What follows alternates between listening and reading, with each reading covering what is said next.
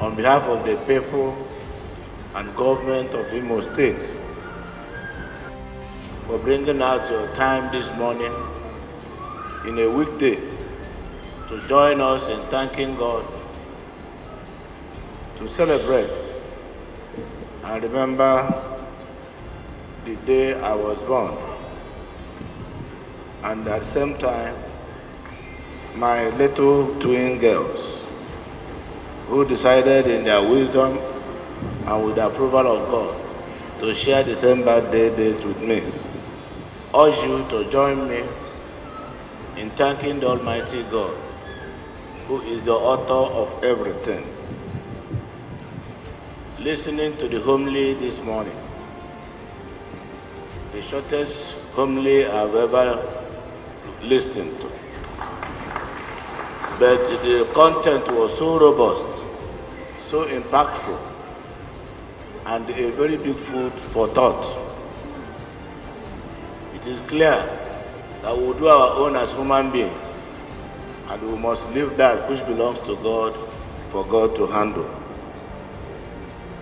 So as I try my best to please all of us in Imo State, I do hope that the case of that man going to the market will not be my case. So I have cause to thank God. I have cause and reason to thank Almighty God for not only His mercies and grace, for the elevation and the wisdom in Him in bringing us out from where we were and to where we are now.